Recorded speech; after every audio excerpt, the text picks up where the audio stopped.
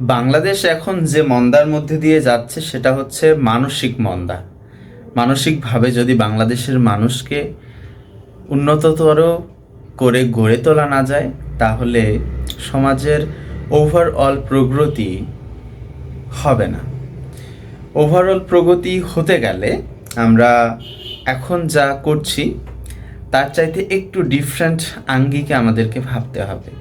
কেননা আজকে যে ঘটনাগুলো ঘটছে সমাজে বর্তমান আছে, সেই ঘটনাগুলো আবারও পুনরাবৃত্তি হবে যদি না সঠিক শিক্ষায়, সঠিক জ্ঞানে বাঙালিকে উদ্বুদ্ধ করা না যায়।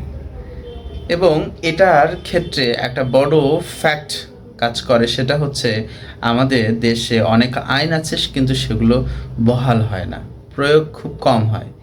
ঠিক যে কারণে বলছিলাম সেটা হচ্ছে শিশুদের ধর্ষণ, যেটা খুবই নিন্দনীয়। আজকে একটা আর্টিকেল পড়ছিলাম যেখানে 4জন শিশুর কথা বলা হচ্ছে, 4জনের বয়স মিলিয়ে 4 4 7 তার মনে হয় 10, মোট 25। 4জন শিশুর বয়সকে যোগ করলে 25 বছর হয়। তারা ধর্ষিত হয়েছে, তারা নির্যাতনের শিকার হয়েছে, অকথ্য নির্যাতন। কিন্তু তারা ধর্ষণের ধটাও বোঝে না। এখন এদেরকে যদি আমরা বাঁচাতে চাই, কে বাঁচাবে? কিভাবে বাঁচাবে? সমাজ বাঁচাতে পারে একমাত্র। কারণ সর্ষের ভিতরেই তো ভূত আছে। এই কারণে সমাজকে ওভারঅল ভাবতে হবে যে এই শিশুদেরকে কিভাবে বাঁচানো যায়। তার জন্য নৈতিক শিক্ষা হোক আর অন্যান্য যে কোনো শিক্ষা হোক, মানুষের বোধোদয় হোক, অথবা সর্বাঙ্গীন যে কোনো কিছু যার বরাত দিয়ে এমনটা পরিলক্ষিত হবে যে হ্যাঁ, সমাজে এই সব কিছু এখন বন্ধ হচ্ছে।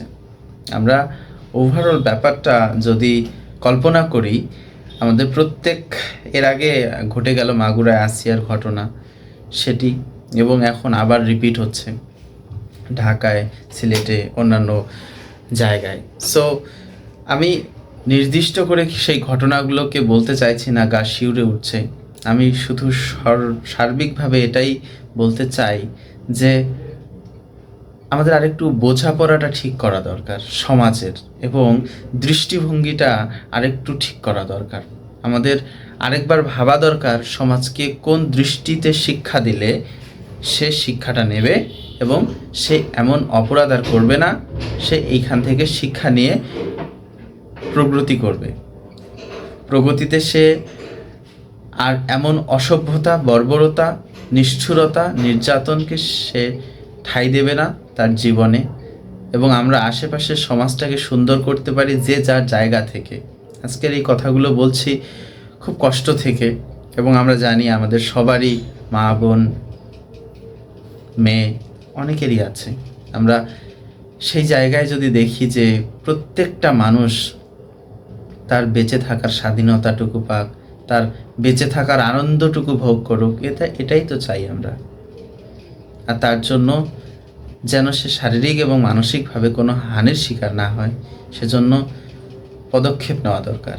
এই মুহূর্তে তাদের বিচার হওয়া দরকার, যে অপরাধীরা এমন এহেন কাজ করে, এবং সমাজকে সার্বিকভাবে শিক্ষার আয়তায় এনে যেন আমরা পরবর্তীতে এমন আর কোনো